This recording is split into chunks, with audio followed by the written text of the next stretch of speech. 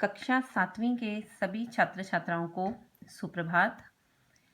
आज की वीडियो में बेटा हम आपके ग्रामर सेक्शन को आगे बढ़ाते हुए आपका जो 21 चैप्टर है काल, यहाँ से स्टार्ट करेंगे और आपके नेक्स्ट 2-3 चैप्टर्स में आपको करवा दूंगी आपका जो ग्रामर पोर्शन है, जिससे आपका वो कंप्लीट हो जाएगा। फिर हम नेक्स्ट वीडियो में आपकी रिवीजन चलेगी।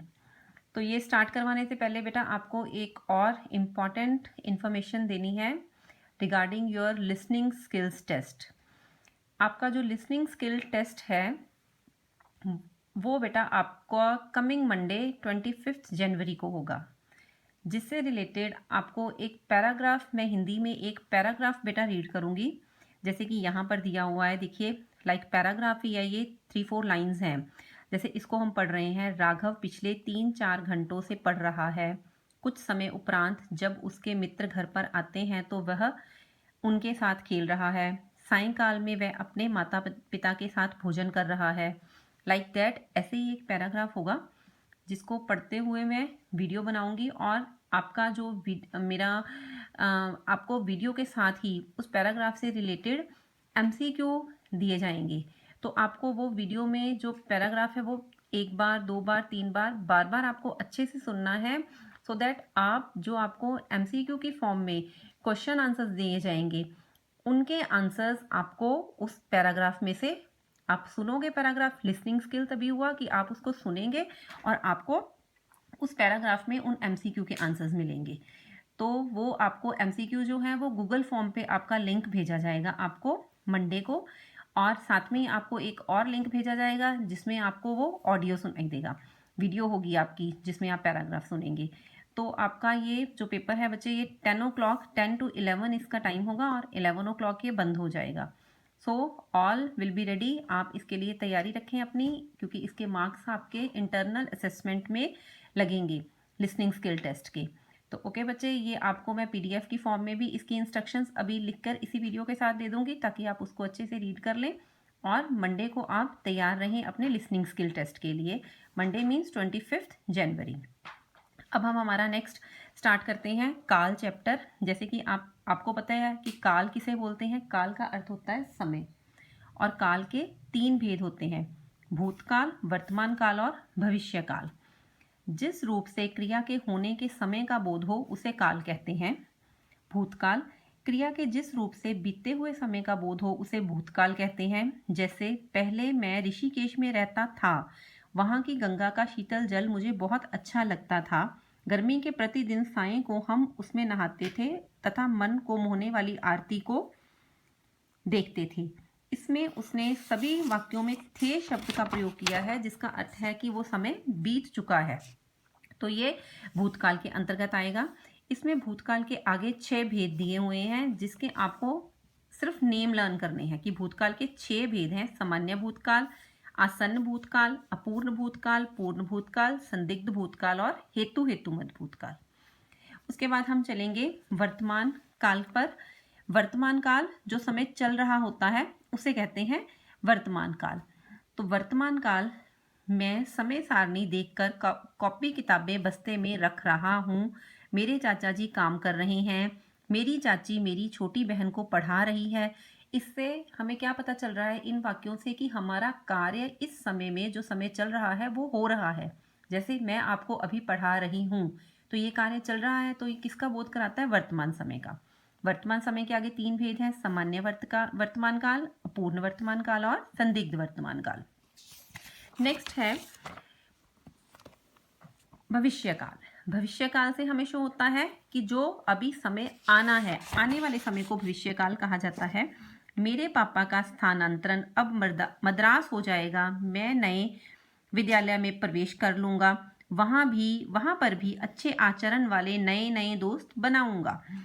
उपयुक्त वाक्यों में क्रियाएं आने वाले समय में होने का बोध करा रही हैं। अंततः इन्हें क्या कहा जाएगा? इन्हें भविष्य काल के अंतर्गत हम रखेंगे। भविष्य काल के आगे फिर 3 भेद हैं, सामान्य भविष्य काल, संभाव्य भविष्य काल और हेतुमत भविष्य काल। तो ये आपकी काल की डेफिनेशन थी कि काल के कितने भेद हैं। आपको भेदों के नाम और उनके आगे कितने भेद हैं उनके नेम लर्न करने हैं, और इनकी बैक एक्सरसाइज जो इस चैप्टर की आपको यहीं पे बच्चे सॉल्व करनी है। नेक्स्ट चैप्टर की ओर बढ़ते हुए हमारा है क्रिया विशेषण, अविकारी शब्द क्रिया विशेषण। जिन शब्दों में लिंग, वचन, कारक, पुरुष, काल आदि के कारण कोई विकार ना आए उन्हें अव्यय या अविकारी शब्द कहते हैं। इनमें से हम चलते हैं अव्यय के भेद, क्रिया विशेषण, संबंध बोधक, समुच्चय बोधक और विस्मयादि बोधक। इन चारों का बच्चे अलग अलग चैप्टर्स में इनको डिवाइड करके एक्सप्लेन किया हुआ है। तो आज हम करेंगे पहले क्रिया विशेषण।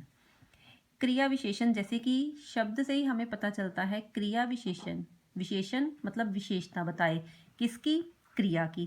क्रिया की विशेषता बताने वाले शब्दों को क्रिया विशेषण कहते हैं। क्रिया विशेषण के आगे बेटा चार भेद होते हैं, कालवाचक क्रिया विशेषण, स्थानवाचक क्रिया विशेषण, परिमाणवाचक क्रिया विशेषण और रीतिवाचक क्रिया विशेषण। नेक्स्ट हम स्टार्ट करते हैं कालवाचक क्रिया विशेषण से। ऐसे शब्द जिनसे क्रिया के होने या करने के समय का बोध होता है उन्हें कालवाचक क्रिया विशेषण कहते हैं। काल हमने अभी चैप्टर पढ़ा कि काल हमें क्या बताता है, काल हमें समय के बारे में बताता है। तो कालवाचक क्रिया विशेषण जो समय की विशेषता बताए, जैसे भारत 5 मैच लगातार जीता, आखिर वर्षा आज होगी, मामा जी कल आ रहे हैं। तो इनमें से लगातार, आज और कल, ये किसका बोध करा रहे हैं, समय का। तो ये किसके अंतर्गत आता है, कालवाचक क्रिया विशेषण।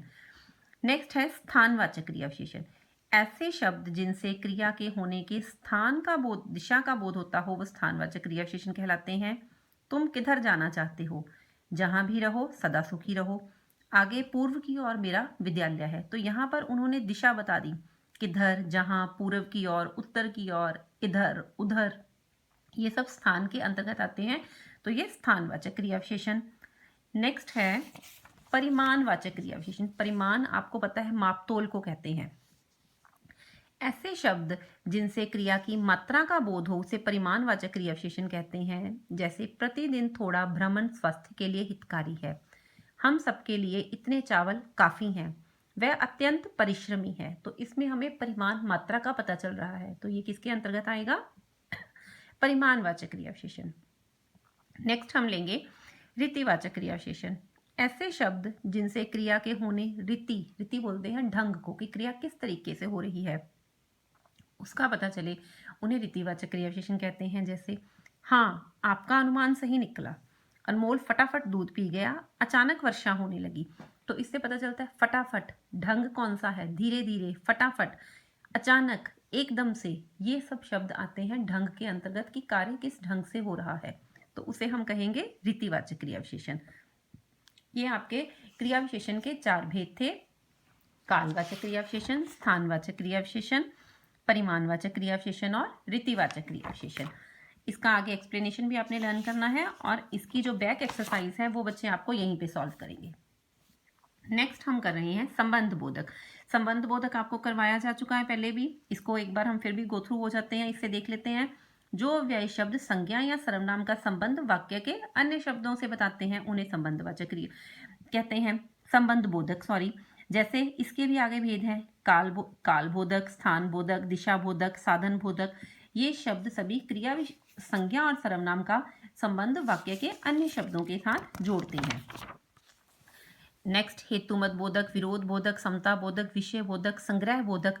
तो इनके अंतर्गत जैसे दरवाजे के बाहर कोई खड़ा है, मैं छत के ऊपर घूमने जा रहा हूँ। संबंध बोधक का प्रयोग दो प्रकार से किया जाता है, विभक्ति रहित, कल रात भर वर्षा होती रही, अलका परिवार सहित घूमने गई। क्रिया विशेषण और संबंध बोधक में अंतर यहाँ पर बताया हुआ है। क्रिया विशेषण जो आप अंदर चलिए, आप चलिए क्या है, इसमें क्रिया, इसकी विशेषता क्या है, अंदर, कहाँ चलना है, अंदर, तो ये क्रिया विशेषण है। घर के अंदर चलो, तो यहाँ पर के अंदर किसके अंतर्गत आ गया, संबंध बोधक के। ये संबंध बोधक और क्रिया विशेषण में डिफरेंस है। सोनू के आगे मीनू खड़ी है, सोनू आगे खड़ी है, सोनू खड़ी है, कहाँ खड़ी है, स्थानवाचक आ गया ना, आगे खड़ी है, जो अभी आपको करवाया कि स्थानवाचक क्रिया विशेषण के अंतर्गत आता है।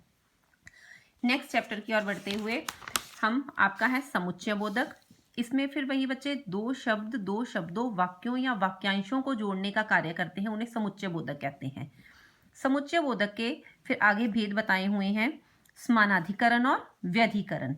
समानाधिकरण और व्यधिकरण। समानाधिकरण जो समुच्चय बोधक समान स्तर वाले शब्दों, वाक्यांशों तथा उपवाक्यों को जोड़ने का कार्य करे उन्हें समानाधिकरण समुच्चय बोधक कहते हैं। और नेक्स्ट है समानाधिकरण के साथ है व्यधिकरण। व्यधिकरण में बेटा आपको बच्चे इसका इतने एक्सप्लेन आपको पूरे ये लर्न करने की जरूरत नहीं है, जो आप इसके आगे भेद बताए हुए हैं वो नहीं, आपको केवल लर्न करना है कि जो शब्द दो शब्दों शब्द वाक्यों और वाक्यांशों को जोड़ें उन्हें क्या कहते हैं, उन्हें समुच्चय बोधक कहा जाता है। जैसे कि यहाँ पर एग्जाम्पल दी है, तुम गए और वह रोया, तो और शब्द ने इन दो वाक्यों को जोड़ दिया। वह जाता है परंतु चोट लगने से नहीं आया, वह आ जाता परंतु चोट लगने से नहीं आया। नेक्स्ट बच्चे इसकी आपको बैक एक्सरसाइज ही करनी है। ये देखिए लास्ट पे है बैक एक्सरसाइज कि कौन से शब्द हैं जो आपस में दो वाक्यों और दो वाक्यांशों को जोड़ते हैं। नेक्स्ट चैप्टर है बच्चे आपका 25th चैप्टर विस्मयादि बोधक। विस्मयादि बोधक शब्द में आपको पता है कि जैसे जो शब्द हर्ष का अर्थ है खुशी, शोक, भय, घृणा तथा विस्मय आदि भावों का बोध कराते हैं उन्हें विस्मयादि बोधक कहते हैं। अब विस्मयादि बोधक जैसे हर्ष बोधक, वाह कितना सुंदर चित्र है, वाह मजा ही आ गया, तो यहाँ से हमारी खुशी झलक रही है। शोक, हे राम ये क्या हो गया, हाय बेचारा मर गया। भय, हाय रे सांप आ गया। घृणा, छी छी कितनी मक्खियां हैं, इतनी गंदगी इतनी बदबू। तो ये किसके अंतर्गत है, ये भेद है विस्मयादि बोधक के। विस्मय, ये तो बहुत ऊंची इमारत है, अरे सोनिका गाना भी गाती है। विस्मय का अर्थ होता है हैरानी होना, हैरान हो जाना। तो ये विस्मयादि, ये है विस्मय बोधक का चिन्ह जो आपको आपके फर्स्ट एक्सप्रेशन यहाँ से पता चल जाएगा कि किस भेद के अंतर्गत आता है, और बाद में आपको विस्मयादि बोधक का चिन्ह लगाना है और फिर आपको आपके वाक्य लिखना है। चेतावनी बोधक, सावधान सामने से गाड़ी आ रही है। खबरदार जो गलत शब्दों का इस्तेमाल किया। तो ये सभी किसके अंतर्गत आते हैं, विस्मयादि बोधक। आगे उन्होंने स्वीकार बोधक, जैसे हम बोलते हैं हाँ हाँ तुम ठीक हो, ठीक है, अच्छा जी। आशीर्वाद बोधक, संबोधन बोधक, ये सब किसके अंतर्गत आते हैं, विस्मयादि बोधक। संज्ञा, सर्वनाम, विशेषण, क्रिया आदि का विस्मयादि बोधक रूप में प्रयोग कभी कभी संज्ञा, सर्वनाम, विशेषण, क्रिया और वाक्य के अंश विस्मयादि बोधक के रूप में प्रयोग होते हैं। जैसे बाप रे इतनी भीड़, बाप रे, तो बाप क्या है, यहाँ पर संज्ञा हो गया ना, तो वो कह रहा है कि कभी कभी संज्ञा और सर्वनाम का प्रयोग भी विस्मयादि बोधक के रूप में किया जाता है। क्या, प्रश्नवाचक, क्या दादाजी आए हैं, अति सुंदर, मन मोह लिया। हटो, बीच में मत बोलो, मारे गए, देर हो गई, मम्मी डांटेगी। तो ये यहाँ पर उन्होंने बताया है कि हम कई बार संज्ञा, सर्वनाम आदि शब्दों का विशेषण या क्रिया का प्रयोग भी कर सकते हैं विस्मयादि बोधक के रूप में। तो यहाँ पर इसकी बैक एक्सरसाइज, ये आप यहीं से बच्चे लर्न करेंगे बैक एक्सरसाइज। नेक्स्ट चैप्टर की ओर आगे बढ़ते हुए हमारा चैप्टर है निपात। निपात किसे कहते हैं, उपर्युक्त वाक्यों में ही शब्द का प्रयोग अपनी विशेष बात पर विशेषता देने पर बल दे रहा है। बच्चे ने दूध ही पिया है, राधा ने ही फूल तोड़ा है। जिन शब्दों से बेटा हमें पता चले हम अपनी बात को जोर से बोले, तुम्हें एक मैं बोल रही हूं तुम्हें आना होगा, ठीक है। नेक्स्ट यही वाक्य तुम्हें आना ही होगा, तो यहाँ पर कंफर्म होगा तुम्हें आना ही होगा।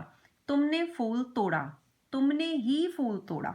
तो यहाँ से निपात अव्यय का प्रयोग विशेष बल के लिए किया जाता है, इसका कोई स्वतंत्र अर्थ नहीं होता। निम्नलिखित वाक्यों में रेखांकित शब्दों को ध्यान से पढ़ें। सरदार पटेल ही थे जो देश को संगठित कर सके। आप भी कमाल करते हैं, यह तो कोई काम की बात नहीं है। तो इन शब्दों में जो ये लाल अक्षर लिखे हुए हैं ये बात पर बल देते हैं, तुमने ही ये काम किया। तो ये निपात शब्द ही होते हैं जो वाक्यों में हमें ये शो करते हैं कि किन शब्दों से वाक्य पर बल दिया जाता है। तुम्हें मात्र 5 मिनट रुकना है। उपर्युक्त वाक्यों में ही, भी, तो, मात्र, ही, एक, ये शब्द निपात हैं। ये वाक्य विभिन्न स्थानों पर प्रयुक्त हो सकते हैं। अंततः हम कह सकते हैं कि वे अव्यय जो किसी शब्द या पद के बाद लगकर उसके अर्थ में विशेष बल देते हैं उन्हें निपात कहा जाता है। विशेष बल देते हैं, किसी शब्द या पद में लगकर अपने वाक्य पर विशेष बल देते हैं, उन्हें निपात कहा जाता है। निपात की आगे लास्ट में बैक एक्सरसाइज फिर आपको ये सॉल्व करनी है। नेक्स्ट बेटा हम चल रहे हैं आपके लेसन नंबर 28 की तरफ। 28 आपका बहुत ही इजी चैप्टर है।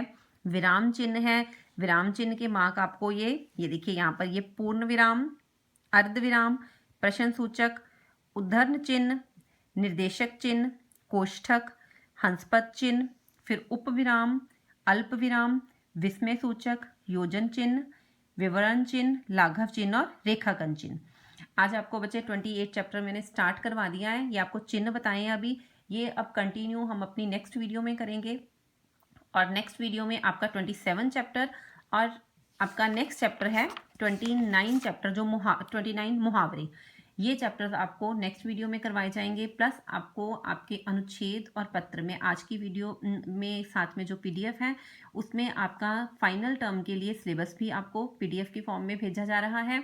तो उसमें आपके अनुच्छेद और पत्र लिखे होंगे, आपको वो फाइनल टर्म के लिए लर्न करने हैं जो आपकी व्याकरण पुस्तिका में से दिए जाएंगे। और प्लस आपके ये जो 2 चैप्टर पेंडिंग है ग्रामर के, वो हम हमारी नेक्स्ट वीडियो में देंगे। और एक बार फिर से आपको वीडियो के लास्ट में मैं रिमाइंडर देते हुए बोल रही हूँ कि आपने लर्निंग जो आपका लर्निंग स्किल्स का टेस्ट है उसके लिए बी रेडी। मंडे को आपको गूगल फॉर्म पे क्वेश्चन आंसर्स का लिंक भेजा जाएगा, एमसीक्यू की फॉर्म में होंगे, जिनके आंसर्स आपको जो आपको साथ में वीडियो का लिंक भेजा जाएगा वो वीडियो सुनने पर आपको उसमें से मिलेंगे। और आपको अच्छे से वो वीडियो सुननी है ताकि आप वो अपने एमसीक्यू के आंसर जो है राइट ऑप्शन पर क्लिक करें और वो आपकी जो असेसमेंट है इंटरनल असेसमेंट उसमें आपके बेटा मार्क्स लगने हैं। सो बी, और अगर आपको कुछ भी बच्चे इसमें से क्वेरी है नहीं समझ आ रहा है तो be touch with class ID, आप अपनी क्वेरी क्लास आईडी में डालिए, हम तुरंत आपको उसका आंसर देंगे कुछ भी आपको पूछना हो रिगार्डिंग। धन्यवाद।